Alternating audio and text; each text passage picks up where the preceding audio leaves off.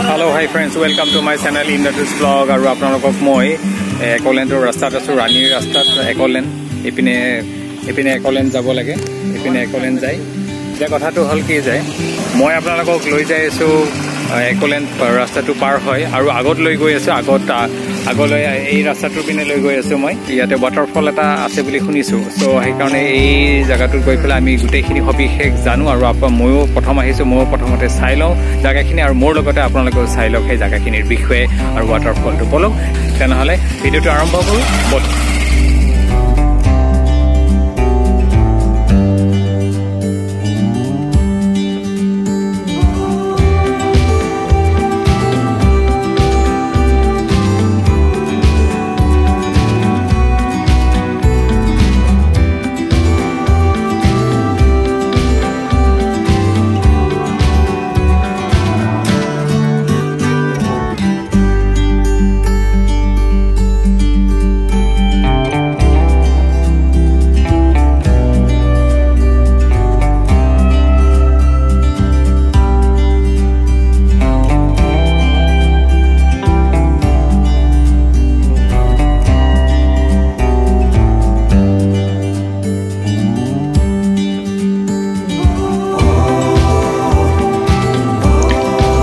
ৰাস্তাৰ দুফালৰ মনোৰম দৃশ্য উপভোগ কৰি যাই থাকোতে ৰাণী সামূহিক স্বাস্থ্য কেন্দ্ৰটো দৃষ্টিগোচৰ হয় এই ৰাণী সামূহিক স্বাস্থ্য কেন্দ্ৰটো এৰি কিছু দূৰ আগবাঢ়ি যাওঁতে দেখা পাওঁ ৰাণী পুলিচ আউটপোষ্ট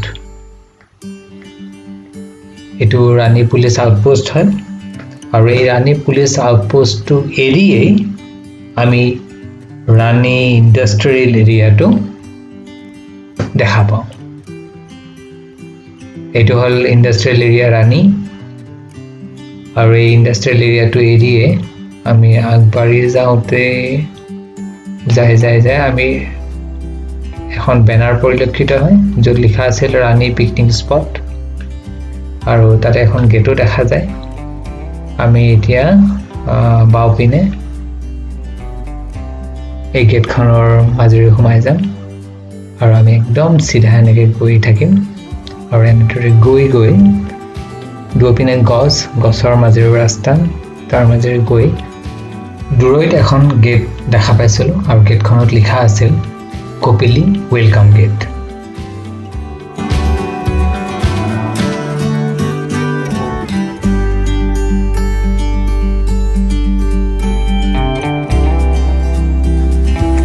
So আমি আহি কপিলি নদীখনৰ পিনে আমি অগ্ৰসৰ হৈছো মই না জানো মোৰো নতুন জায়গা এখন মোৰ লগতে আপোনালোকক মই দেখুৱাব বিচাৰিছো কপিলি ওয়েলকাম গেট এইখন আছে আমি এই গেটৰ সন্মুখত আছো মই সো আমি আগবাঢ়ো আৰু ভিতৰত কি আছে আমি সবিশেষ জানি লওঁ বলো আমি যাওঁ কপিলি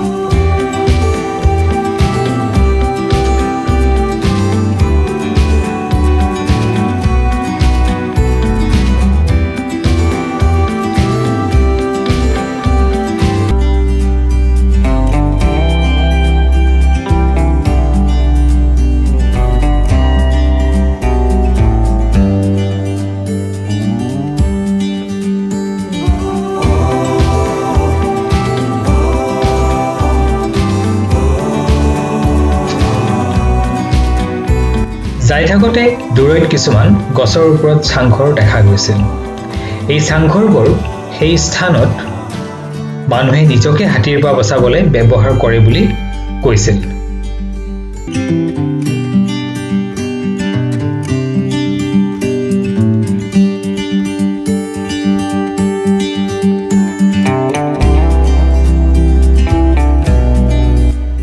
অৱশেষত আমি আমাৰ গন্তব্য স্থানত উপস্থিত হওঁ এই স্থানটোই হল ৰাণী পিকনিক স্পট বা কপিলী পিকনিক স্পট, য'ত কপিলী নৈখন আছে।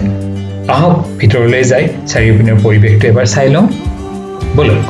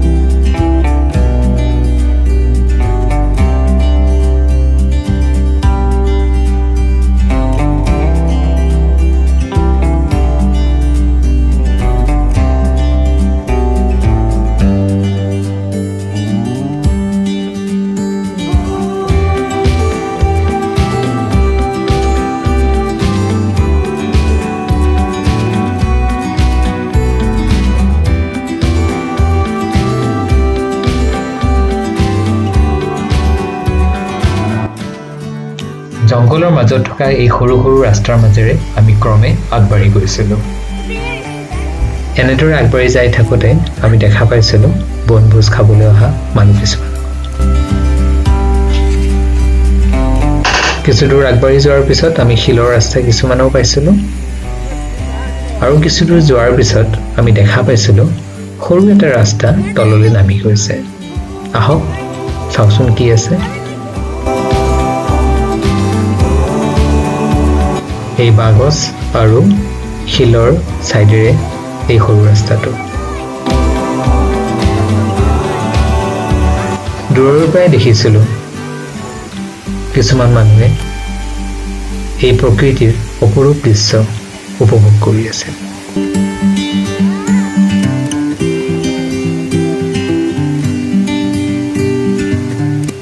হাই হাই হাই, এয়া এই হ'ল কপিলী নৈ। বহু ওপৰৰ পৰা আহিছে আৰু এনেদৰে আগবাঢ়ি গৈ তললৈ নামি গৈছে। আমি যাই পাওঁতেই সন্ধিয়া হওঁ হওঁ অৱস্থা হৈছে, সেয়েহে আমি আৰু ওপৰলৈ যোৱাৰ সাহস নকৰিলোঁ।